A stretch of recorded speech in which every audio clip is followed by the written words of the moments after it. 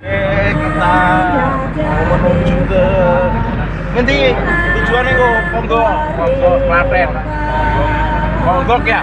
Iya. Sama-sama si Oren dari Aluran Gaya Sekar Lor. Kita pakai bis ini yang istimewa. Nah, anginnya sedikit-sedikit angin jendela. Lumayan. Ini ya guys, ketemu lagi ya nanti di Klaten ya. Oke ya. Sama Pak Direktur Budal ada di belakang ini. Namanya Pak Nugroho.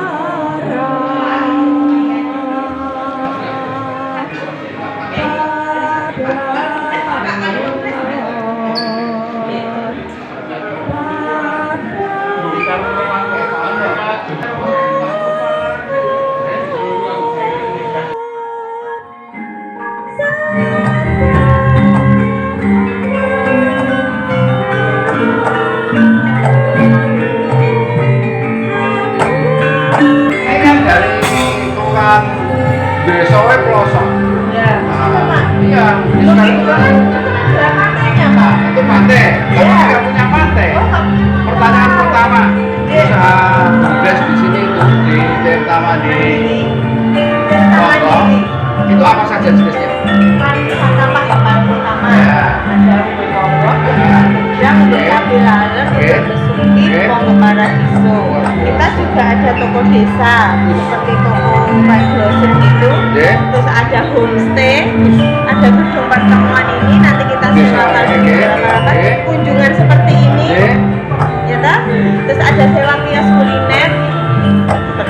Artinya ini karyawannya banyak ya? Iya Pak. Karyawannya banyak. Bumdesnya sendiri hanya 60 sampai 70. Di setiap Banyak unit. itu? Iya. Di setiap kan unitnya banyak Pak. Bawah kendali Tirta Mandiri. Tirta Mandiri. Berapa jumlah karyawan Tirta Mandiri? Ya itu tersebar di unit-unit Iya, Pak. berapa totalnya? Ada berapa orang? 60 Pak. Wah, banyak. Digaji semua. Ya iya toh Pak. Kemarin udah berapa gajinya? Gajinya kita UMR. Berapa? UMR Klaten. Di sini ya? Iya Pak iya. 1,8. 1,8 Menambah 2 juta. per bulan. Iya. Luar Terus nanti ada biasa. tunjangan makan, transport, Masih dapat seragam, dapat fasilitas. Pak iya Cik. Sudah berapa lama tuh ini ya?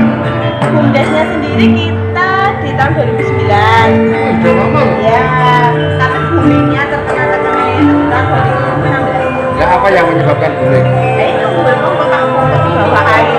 Kan biasanya foto kan di darat Pak. Di darat. Jadi pengunjung itu selelok gitu. Nanti bawa Vespa, pakai laptop. Di dalam itu, Iya, di foto. di foto. Jadi neng ngopi kopi neng jeruk banyak. Iya. Ini loh Mbak Putri, luar biasa ya. Nanti Bapak harus nyoba. Pertanyaan kedua. Iya. Dari hasil tadi, Iya. pengelolaan tadi, berapa pemasukan? Masukannya dari hari Pak, dari tiketnya aja kita 10.000. Kalau dalam satu hari itu ada pengunjung 1.000, tinggal dikalikan sekitar 10.000. Iya. Itu baru dari tiket masuk. Iya, iya. Belum nanti dari foto ambil bareng, dari sewa pelampung, sewa snorkel, sewa kaki katak. Bayar semua. Iya. Luar biasa. Berarti bisa menghidupi beberapa jenis kelompok UKM ya Bu? Iya. Bakal itu, sewa ini, sewa itu. Iya. Nah, artinya dalam 1 tahun ini untuk Bumdes Tirta Mandiri itu bisa setor bagi hasilnya kurang berapa? KPR di desa. Setahun. Bisa 1 1 M Iya. bersih. sih. Bucare. Pacar. Penyertaan modal berapa? Awalnya dulu Pak. Ya, Saya saya Berapa? 1 dulu 2009 itu. Ya, Sekarang awalnya. sekarang Karena kan udah bisa nggak butuh lagi. Ya kita yang ngasih ke desa. Malah Iya, Malah bisa jadi nanti urip. bisa nanti dari PAD itu digunakan untuk satu rumah satu sarjana, untuk biayain apa itu BPJS kesehatan. Jadi setiap warganya kan dibayarin Pak sama desa walaupun masih kelas 3. jadi ini fasilitas ada, kemudian tadi terkait dengan kesejahteraan karyawan budaya sudah semua dicukupi. Warga yang kerja di Bumdes itu semua warga Ponggok Pak. Oh, bukan menggabungkan karyawan. Bukan karyawan dari luar, ya itu warga Ponggok. Ya. Jenis usianya ada berapa? Jenis usahanya kita ada tahun Pak. Embung semua. Kebanyakan embung Pak. Embung. Ya. Tapi tadi ada yang nyelam tadi ya, renang Ya di bawah itu itu. hanya di kumpul Ponggok. Itu yang ikonnya itu. Iya, ikonnya. Target apa ini pemasukan per tahun berapa rata-rata? Targetnya berapa? Realisasinya berapa? Targetnya kita setiap tahun itu berubah-ubah Pak. Kalau tahun ini berapa M ya? 5 M atau berapa gitu? Ya. Kita pernah Pak di tahun 2000 apa ya 17 atau berapa itu kita dapat 21 M. 1 tahun Ya. itu uang semua. Iya Pak. Biasa. Uang semua. Tangan dicampur ikhlas. Iya makanya. Dan bisa setor PADes ke kelurahan rata-rata per tahun 1 M atau berapa tadi? Kan bisa lebih Pak kalau Bisa masih itu lebih. lebih Pak. Ini Bunur ini pengurusnya di Bungkalnya. Saya karyawan aja Pak. Saya karyawan khusus di penerimaan tamu kunjungan Ya, seperti ya, itu. ya. Mantap. Oke, terima kasih. Terus Ya. kelurahan mungkin ada pesan-pesan dari Bunur.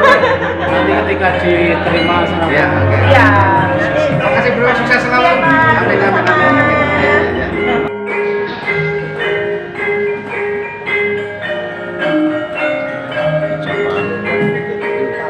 Selamat datang.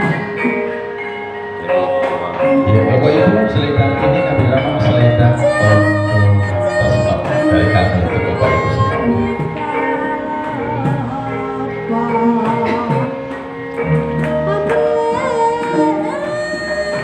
Jadi Pak Keren.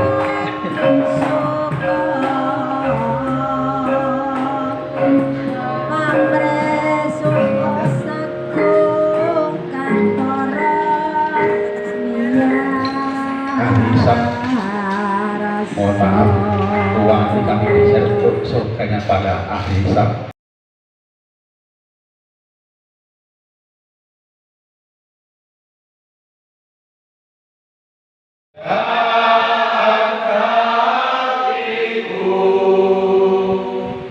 Tempat ayah dan bunda dan handai tolanku tak mudah ku lupakan, tak mudah bercerai.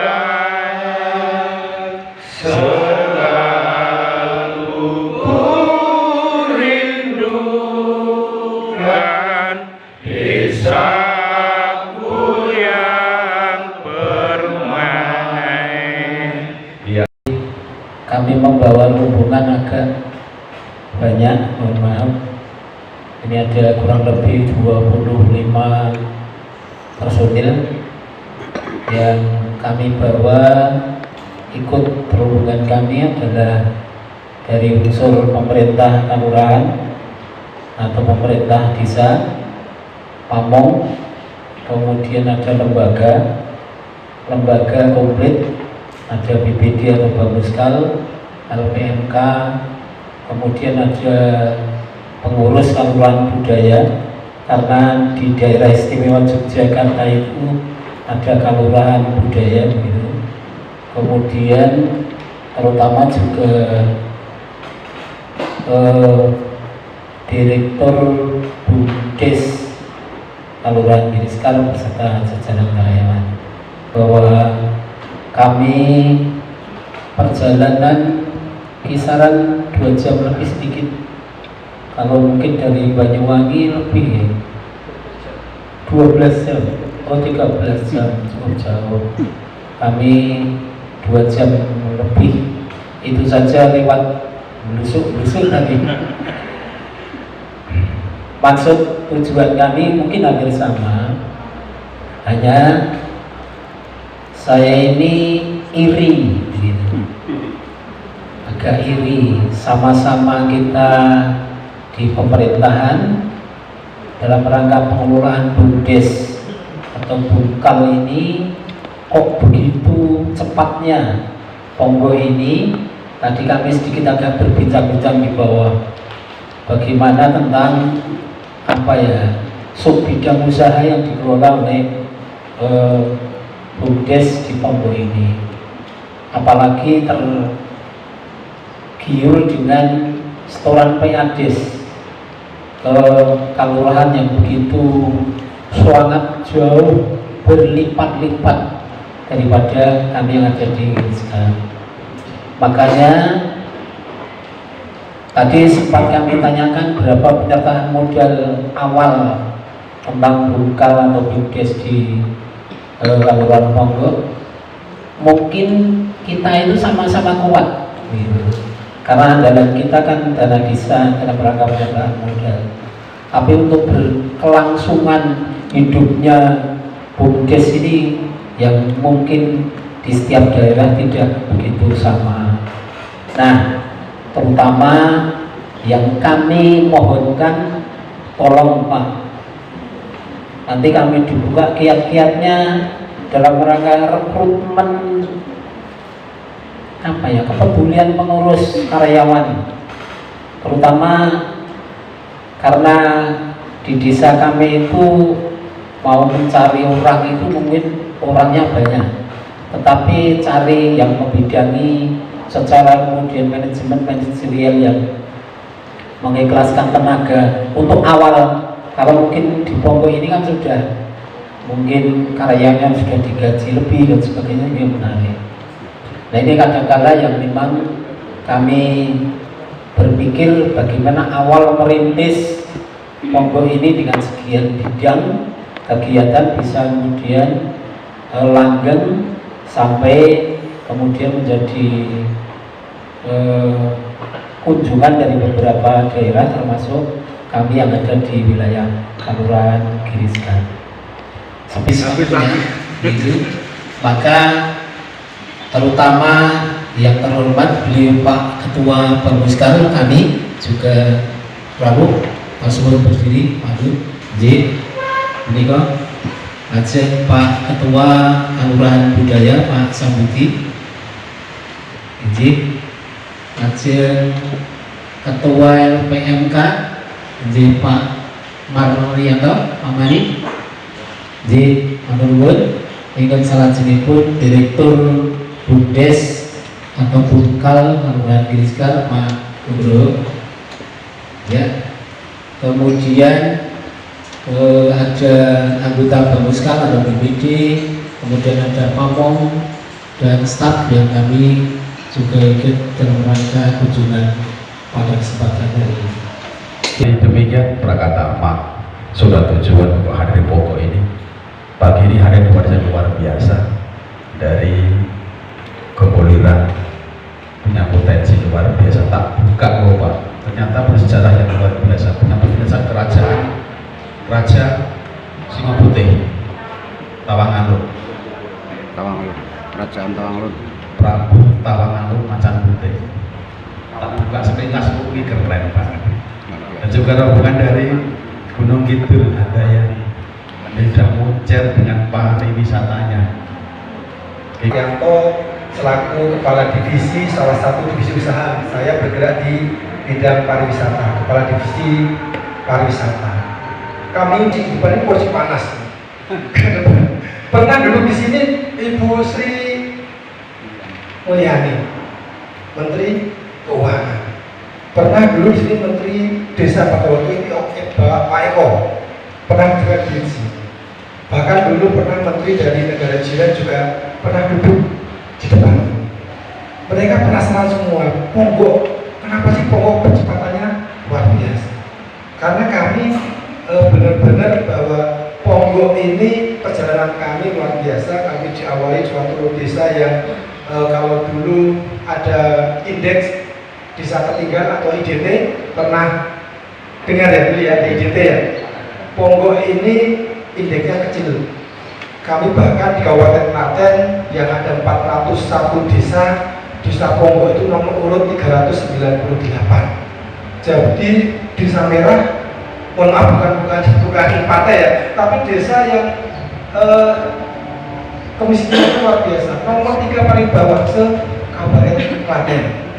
Tapi saat ini pada waktu datang, wih, masa desa Ponggok dulu miskin, kayaknya nggak percaya.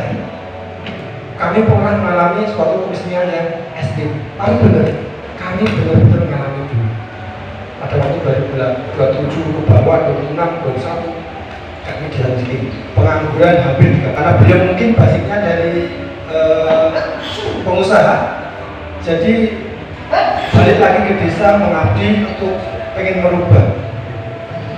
Soal pertanyaan besar Pak Kades itu, mosok desa Ponggok miskin, itu benar-benar yang beliau sampai penasaran. Mosok Ponggok desa ini tidak ada potensi yang tergali. Mosok Ponggok ini akan seperti ini terus. Akhirnya beliau tahun 2007 itu sama Pak, seperti saat ini, pengen belajar ke desa-desa yang bisa untuk acuan, bisa untuk belajar. Tapi tahun 2007 ternyata nggak menemukan sebagai tempat untuk bisa belajar pada waktu itu. Akhirnya beliau browsing di warnet, kalau dulu belum ada Mbah Google, cari di warnet, mencari desa terkaya di dunia. Mungkin ada contoh-contoh buat referensi. Ternyata muncul. Pernah dengar desa terkaya di dunia? Belum. Pernah bantu Google itu. Ada desa terkaya di dunia, suatu desa, besok, tapi warganya patungan mendirikan perusahaan terbesar di dunia. Besok warga patungan mendirikan perusahaan baja terbesar di dunia. Itu ada di Guangzhou, Cina. Warganya patungan mendirikan perusahaan. Itu yang menginspirasi Pak Kades pada waktu itu. Wah, itu yang Cina desa bisa mendirikan perusahaan. Bisa nggak itu diterapkan di Indonesia? Mobil khusus di Klaten, di Ponggok. Karena beliau basicnya dari sarjana hukum, mencari aturan, diregulasi dan sebagainya. Ternyata ada pasal di salah satu Perda Klaten bahwa desa bisa mengelola potensi, mengelola aset-aset desa melalui badan usaha milik desa. Nah, itu yang memicu Pak Kades untuk wah, ternyata bisa. Biarpun belum perusahaan, belum PT, belum CV, tapi kayaknya ini bisa. Beliau berpikiran bahwa di nasional ada BUMN, Pemda, Pemprov ada BUMD. Nah, desa ini wajibkan badan usaha milik desa. Makanya kami dibentuk, desa kami terbentuk tahun 2009, jauh sebelum adanya ADD dan dana desa. Pak Kades sudah berpikiran seperti itu. Kenapa? Karena hanya itu, pengen aset-aset desa itu dikelola secara profesional. Karena kendalanya pada saat itu bahwa banyak sekali tanah-tanah aset desa itu tidak tergarap. Kemudian banyak lahan-lahan yang harusnya itu bisa menjadi pundi-pundi keuangan itu belum tergarap. Nah, mungkin sama yang ada di desa saat ini. Mungkin banyak desa-desa yang belum sadar akan potensi desa. Kami alami, Umbul Ponggok ini dari zaman Belanda sudah ada. Tapi kami baru mengetahui itu potensi, baru itu kita kelola baru tahun 2010. Pak. Itu pun bukan dari orang Ponggok, aneh lagi. Orang Ponggok anggap Ponggok itu biasa saja. Kami kecil SD mau berangkat sekolah jadi nyebrol di Ponggok. Pulang sekolah jam 12 ya renang di Ponggok. Bagi orang Ponggok ya biasa-biasa wae. Ora usah didol. Koyo ngene usah didol. Dulu. Tapi pada waktu Pak Kades mau pengen mendata, karena mungkin beliau basicnya dari pengusaha, jadi pengen tahu data desa itu sebenarnya seperti apa sih, pengen mereview data. Nah biasanya mohon maaf yang namanya perangkat desa itu paling males kalau membuat data biasanya dibuat di balai desa. Tidak pernah data itu sampai perangkat itu bro tanya keluarganya, utangnya berapa pak, anaknya berapa, sudah punya jamban atau belum. Pernah itu perangkat itu. Kami yakin enggak? Kami juga sama pak, kami juga seperti itu. Akhirnya Pak Kades kirim surat ke UGM, Pak Dekan tolong KKN, masa KKN ke Lombok dong, tolong review data kami, review semua potret desa kami Pak, potensinya, mungkin ada potensi, tolong sampaikan potensinya apa sih, kebutuhannya apa sih, masalah di sana apa sih, kok masalahnya miskin. Karena kadang desa itu Pak isinya masalah kok, betul ya Pak ya? Tapi dia tahu masalahnya itu apa saja, itu pernah nggak diurutkan? Masalah ekstrim apa, 2, 3, belum pernah. Belum pernah data masalah desa itu apa saja, itu yang belum data. Karena kami yakin bahwa Pak Kades, Pak Haji Sudi Mulyono, perangkat desa itu dipilih bukan seorang analis data, betul nggak? Bukan seorang yang ahli membuat data, enggak. Bahwa para desa, perangkat desa itu dipilih karena sosial kemasyarakatan, pilihan. Bukan karena seorang insinyur, bukan ahli dalam mendesain desa, bukan ahli untuk merencanakan desa, bukan. Makanya Pak Kades butuh orang-orang yang bisa untuk mendata desa, yaitu mahasiswa. Dan mahasiswa akhir itu biasanya dia juga butuh data. Untuk apa Pak? Bahan skripsi. Akhirnya itu muncul, Pak, ada yang dari Jakarta, mahasiswa UGM banyak. Mereka butuh datang, nyebur, nunggu Ponggok, teriaknya minta ampun, Pak, ini luar biasa Ponggok ini, kami belum pernah namanya berenang di air yang seperti ini. Nah, mereka aja bilang luar biasa bagi orang Ponggok. Opong, dan mungkin sama. Mungkin kalau orang belum melihat gunung, mungkin mereka anggap biasa saja. Tapi dilihat orang kota yang bising, knalpot, gedung tinggi, lihat gunung itu mereka excited yang luar biasa. Nah, bagaimana desa itu kita mengenai potensinya? Tidak harus dengan sekitarnya. Kalau kita mengundang sekitarnya ya sama saja, mau tiap hari lihat. Makanya kita segmen pasarnya orang-orang yang belum pernah lihat, belum pernah merasakan. Itu sebagai segmen pasarnya. Karena sekarang harus, makanya ada analisis seperti itu. Dan apalagi di BUMDes. BUMDes saat ini yang kami sering sharing setelah pengurus dibentuk, setelah itu apa yang dilakukan Pak? Setelah dalam BUMDes dibentuk pengurus BUMDes misalkan. Yang dilakukan apa Pak? Biasanya BUMDes dibentuk akhirnya diberikan modal, betul ya Pak? Iya. Sama ya? Iya. Sebenarnya kalau menurut kami itu hemat kami kurang tepat Pak. Setelah pengurus dibentuk, pengurusnya itu pelatihan dulu, sekolahkan dulu. Minimal ada 3 sebenarnya tentang manajemen, yang kedua manajemen bisnis, yang ketiga manajemen keuangan. Wajib.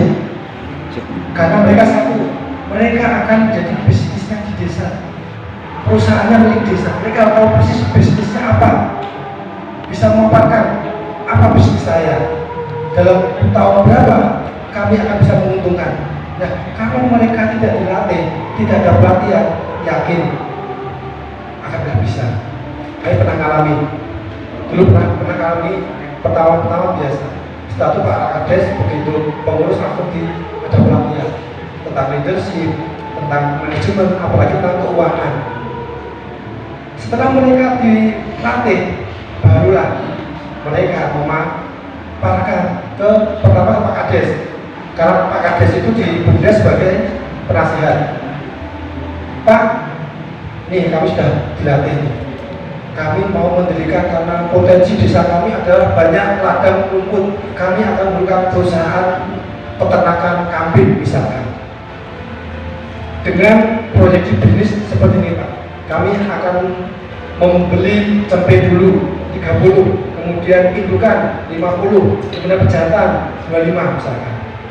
Dengan asumsi nanti Pak dalam 4 bulan besok butuh besar, yang cempe akan kita potong untuk sebagai indukan, yang indukan itu akan kita kawinkan 6 bulan lagi akan menjadi cempe dan sebagainya. Kami butuh lahan untuk rumput, mereka bisa melaporkan.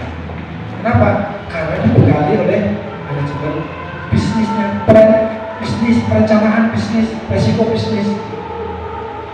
Karena masyarakat itu bukan keuntungannya tapi transparansinya.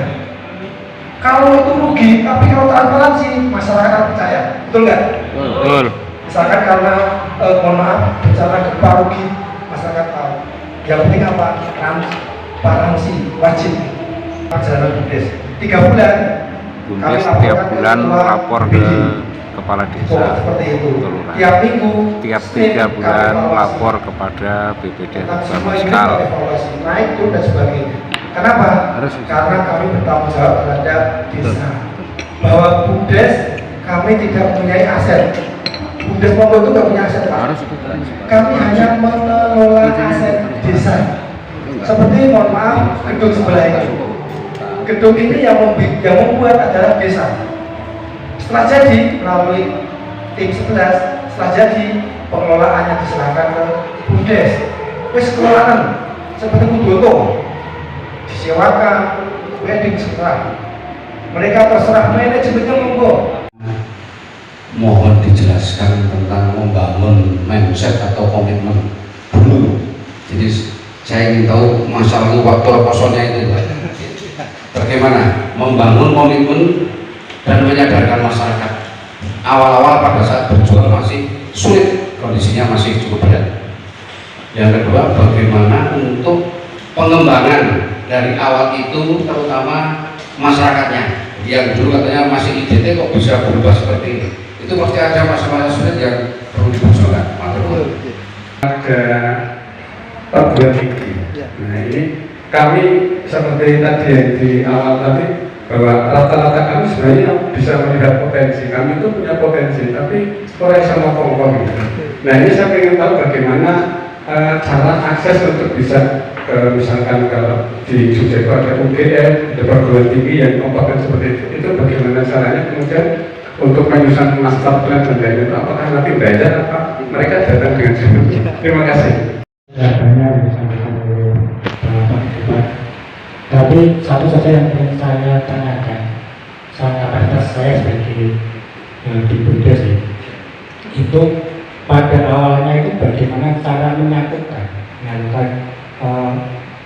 kelompok kecil-kecil itu menjadi satu, kemudian menjadi bahwa Ponggok ini harus maju. Itu bagaimana? Mereka saja perlu saya tanyakan. Terima kasih. Dan ini ingin kami tanyakan dari beberapa pertanyaan beliau-beliau Bapak yang belum ada adalah pemasaran atau advertising, terutama di media sosial. Bapak di sini yang kami tanyakan adalah pemasaran media sosial itu jadi satu di keanggotaan pengurus BUMDes atau mengerahkan teman-teman Karang Taruna yang ada di Ponggok. Dan yang kedua yaitu tentang pemasaran media sosial atau sistem informasi desa itu ada sedikit pelatihan kiat-kiatnya bagaimana agar viewernya banyak itu ada apa enggak, itu aja. Terima kasih dari kami. Sebagai pengurus, mohon maaf, bukan BUMDes tapi bungkal kalau di tempat kami. Pada urusan ini kawan karena di DIY itu semuanya beda dengan yang lain karena istimewa. Cuma kali kok tidak bisa istimewa, belum bisa istimewa. Kemudian pertanyaan yang saya sampaikan sebetulnya enteng dulu. Apakah semua kebutuhan dari pemerintahan desa dulu, apakah itu kebutuhan logistik atau istilahnya kebutuhan kantor dan lain-lain itu, apakah itu diampu oleh BUMDes ataukah banyak yang dari pihak luar gitu. Umpamanya misalkan kebutuhan kertas namanya, kertas memang itu sudah diatur oleh BUMDes ataukah masih tetap dari luar gitu. Karena terus terang kami dari Bungkal Giriskar itu sementara kami hanya mengurusi pasar desa gitu. Hanya mengurusi pasar desa dan itu pun belum bisa maksimal gitu, kan. Jadi mau disampaikan apa nanti kebutuhan desa dan misalkan kebutuhan logistik minyak, beras ataupun kertas bahkan mungkin pesan banner dan lain-lain langkah itu sudah diatur oleh Bungkal. Tapi pembicara 1.500.000. Urusan kantor itu udah urusannya sekdes sama perangkat, Pak. Kita itu tak kades, jalan-jalan, Pak. Wih, Pak Lurah, jalan-jalan mawon. Ojo bernusoki kantor bae, Pak. Ayo Pak Lurah, lu wae Pak Lurah. Jalan-jalan, Pak Kades. Ya, tapi jalan-jalannya ke fraksi. Iya. Jalan-jalannya ke dinas-dinas, bawa proposal.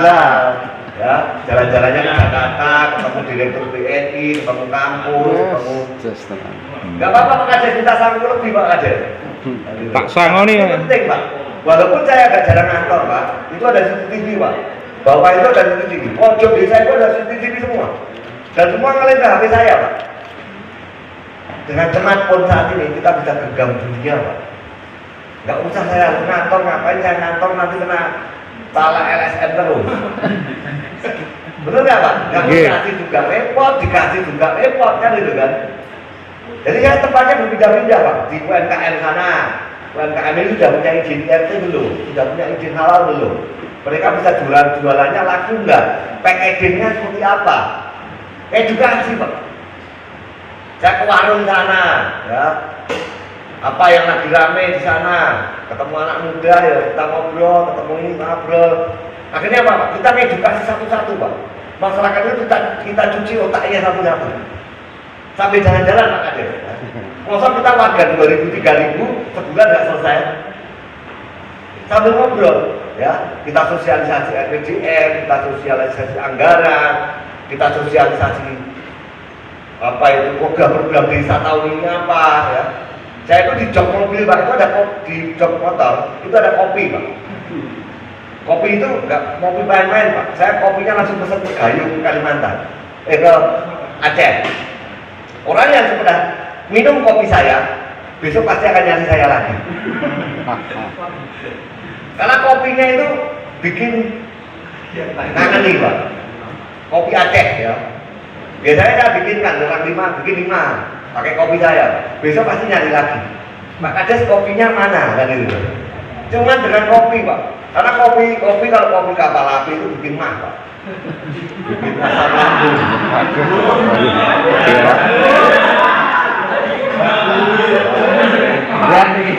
Ya, itu.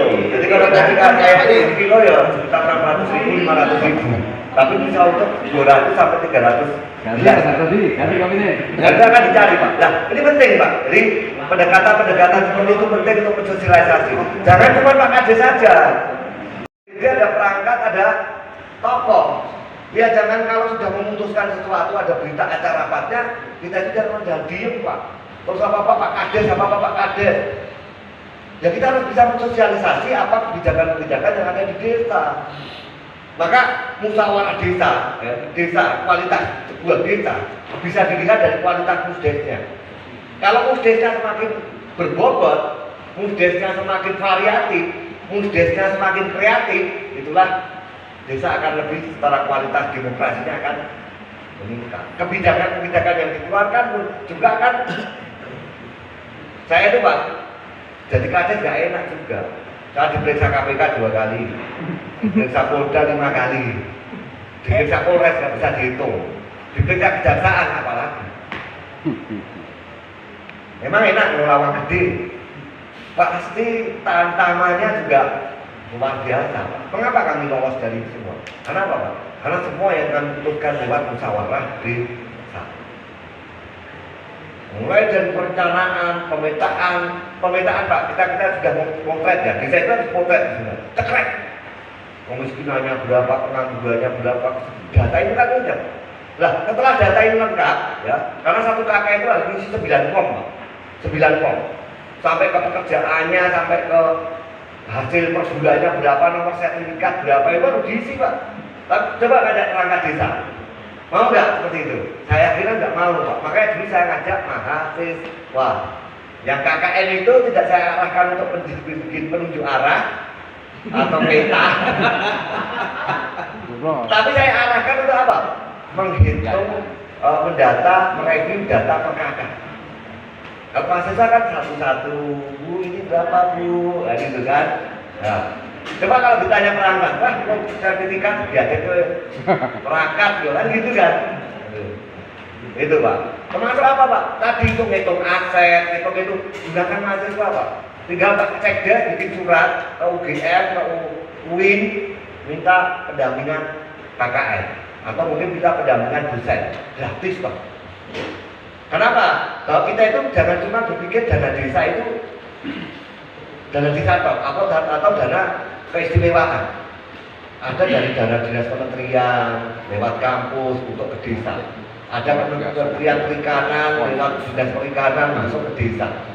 Banyak Pak, 28 kementerian yang dananya itu difokuskan ke desa. Jadi kalau Bapak cuma dapat dana istimewa dan dana desa atau ADD, masih banyak dana yang lain yang belum kita ambil. CSR, BUMN, CSR, perusahaan, gede Pak. Maka kalau kami Pak, kuatkan dulu di perencanaan, nanti setelah dipetakan, direncanakan. Nah, perencanaan ini Pak, kita itu kalau nggak didampingi ahli, nggak jadi Pak.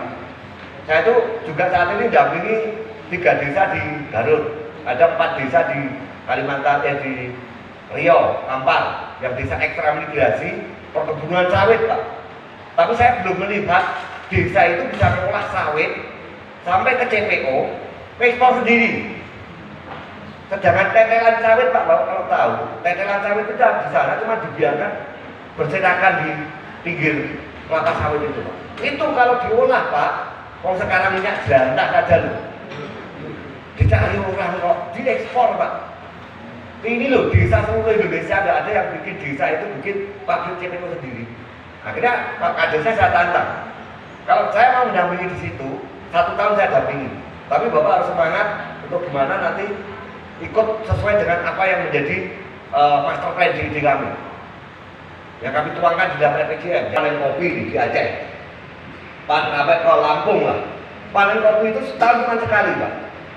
Entah panen apapun lah, pasti harganya anjlok Pak. Ya. Anjlok Pak. Siapa yang untung? Tengkulak Pak. Kita itu mata rantai tengkulaknya itu panjang Pak. Maka mengapa Pak Prabowo itu ada makan siang gratis? Supaya Pak, petani ini jualnya nggak terlalu panjang, langsung ke produsen. Ya. Jadi perputarannya memang di desa. Tapi kalau kita panen kopi, tengkulak bawa ke kota bawa ke pabrik, diolah di pabrik baru nanti. Makanya petani kita nggak kaya-kaya Pak. Benar nggak? Kenapa? Ketika panen selalu dana itu nggak baik. Nah, kesempatan kita di desa, harganya pasti jatuh.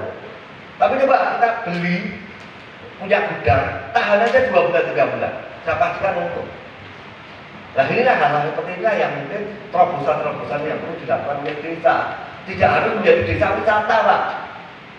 Nah mungkin dari Panggung ya, Panggang ya, itu kan ada pantai kan. Di sana dilalui jalur wisata nggak Pak? Iya. Tidak Pak?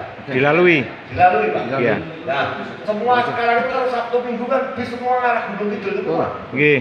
Tapi kita nggak tahu apa yang harus dilakukan ketika arahnya itu semua ke pantai. Apa yang dilakukan desa-desa di ring satunya itu atau ring 2-nya atau ring 3-nya? Mengapa kok orang ke Gunung Kidul cuma wisata pantai setelah itu pulang? Bisa nggak kita menahan mereka 1 hari, 2 hari supaya perputaran uang belanja mereka ada di sana? Atau mungkin sebagai pendukung desa-desa yang lain, kalau desanya di sana ada pantai, ada wisata, kita yang mengerjakan untuk industri kreatifnya, untuk pusat oleh-olehnya, untuk restonya, kulinernya, kan bisa saling dukung. Maka butuh master plan Kabupaten Gunung Kidul. Ya, perkembangan Gunung Kidul luar biasa, Pak Bupatinya bagus. Gimana poin-poin ekonomi itu dibuka. Ya, kalau orang semua lari ke Gunung Kidul, berarti uangnya kemana Pak? Gunung Kidul. Tapi gimana uang ini tidak keluar dari Gunung Kidul lagi? Kalau bapak di sana belanjanya ke Alfamart, Indomaret, ke mall, berarti uang di sana larinya kemana pak? Keluar. Nah, gimana di desa itu ada toko desa sendiri yang setelah Alfamart ini pak? Saya hitungkan pak. Sebenarnya apa pak? Kita itu nggak butuh dana desa, nggak butuh ADD, nggak butuh investor. Coba kalau di sana kakaknya berapa pak? Kakaknya berapa pak di sana? 1.100. Di sana berapa pak? Berapa kakaknya pak? 2.000 kakak. Oh, banyak banget. Masalah atau potensi pak? Masalah. Potensi. Belanja semua Pak itu. Saya itu kan, ya, 2.000 kakak ya, perebutan 1.000, nanti tinggal maruh ya. 1.000 kakak. 1.000 kakak itu kalau kita tadi dipetakan pemetaan masalah, pemetaan potensi, pemetaan kebutuhan. Ya. Kita menghitung kebutuhan. Di desa itu kakaknya 2.000. Tiap kakak itu memerlukan kebutuhan pokok nggak? Ya. Beras, gula, minyak Nggih. goreng, Ya. beras, ya. Kira-kira kalau di Gunung Kidul per kakak itu sebulan untuk beli sembako 2 juta cukup nggak? Enggak cukup. 2 juta cukup nggak? Cukup gitu aja. Oh, 2.000 dong. Oh, ya. Kalau 2 juta kali 2.000 berarti Ya, pemutaran uang untuk beli sembako sudah berapa? Wes peh banget. Miliar. Kalau di BUMDes punya toko desa sekelas Alfamart, Indomaret, kira-kira kalau bikin seperti itu modalnya berapa? 1 miliar cukup nggak? Cukup. Cukup ya? 1 Cukup. miliar. Jadi kalau tadi pendapatannya per bulan 4 miliar pak. Retail jasa itu untungnya 10 sampai 17%. 10% aja. Berarti untungnya berapa? 400 juta. Sebulan. Ya. Ya. Sebulan. Kalau setahun berarti 4 kali 12. 4,6, 4,4, 4,4. 4,8 miliar. Iya, 4,8. 4,8 miliar. Tadi modalnya berapa? 1 miliar. Ya, berarti masih untung 3,8 Sekian miliar. itu uang bukan. Sama dana desa banyak mana? Banyak itu, Pak. Banyak mana? Banyak keuntungannya. Maka Pak Pengelola toko desa, Pak Kades Nah. nanti tahun depan bikin toko desa, Kamu kemudian ngomong aku. tokonya dikelola oleh Mbak. BUMDes. Bah, Banyak mana? sudah dana pernah desa? saya paparkan tuh itu. Lah, tadi itu juga saya sudah pernah paparkan itu. Terus pertanyaannya pasti nanti, Pak, nanti desa-desa apa warung-warung yang ada di Kadir, berarti jual belinya kalau kita ngambil barang di sana dengan harga apa? Ah, grosir. Iya. Grosir. Nah, kalau kita nanti dengan harga grosir, pedagang yang ada di kampung, kalau ambil barang di BUMDes itu dengan harga Grosir. BUMDesnya atau tokonya kalau jual dengan harga eceran itu lebih tinggi dengan harga harga. Adil nggak Pak? Adil. Sama-sama terbantu kan nggak? Iya. Berarti apa yang harus belum kopi, belum lainnya? Nah, mengapa kok di desa-desa ada Alfamart, Indomaret? Apa kita nggak bisa bikin Alfamart, Indomaret? Bisa. Bisa nggak? Bisa. Kalau Bapak bisa sepakati, Pak Kades saya yakin. Ayo, tahun depan kita begitu ke desa, dana kita masukkan sana semua. Cek. Oke. Oke. Oke. Baru satu kebutuhan loh. Pak, yang laki-laki itu 3.000. 3.000 laki-laki di desa Bapak itu semua. Tiap bulan potong rambut ya? Iya. Potong rambut nggak tiap bulan? Iya. Mas potong rambut nggak? Nggih. Mengapa Bapak nggak bikin ruko 3x4? Anak-anak muda itu disekolahkan ke Rudi Hadi Suwarno, dilatih di sana, pulang sudah pinter motong, 2 orang, 3 orang aja. Kalau 3.000 orang, biasanya itu berarti per bulan per hari itu bisa 100 sampai 150 kepala potong rambut.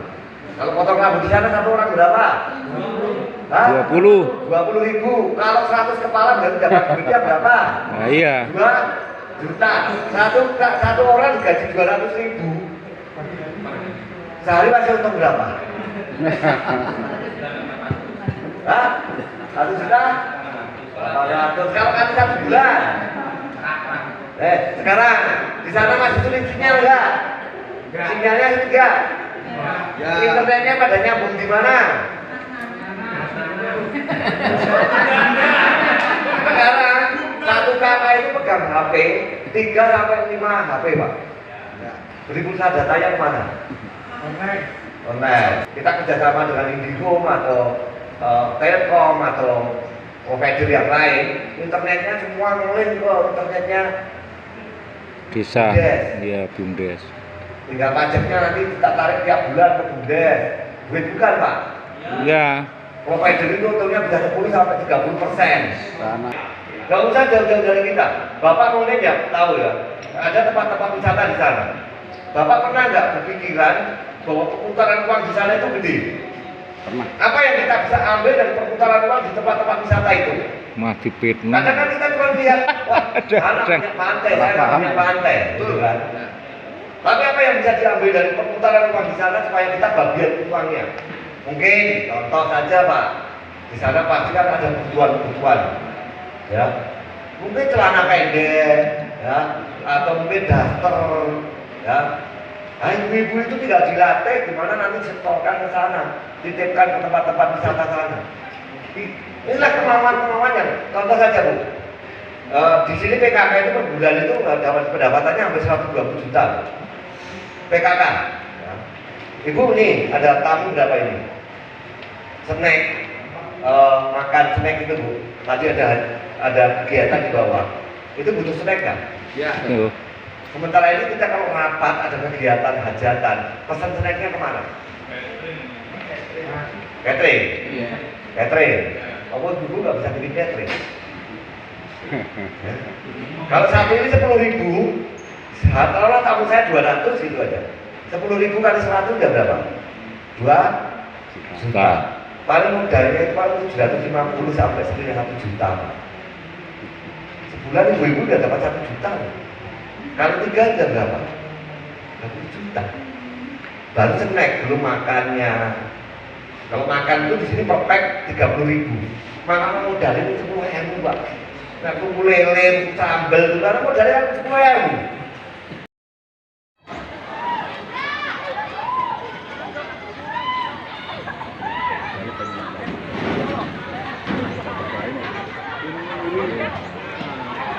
Iya, cara kayak nek ngaparin ae.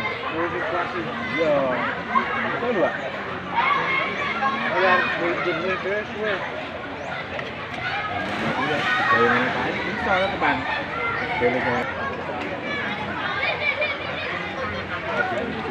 Look ala dia. Oke.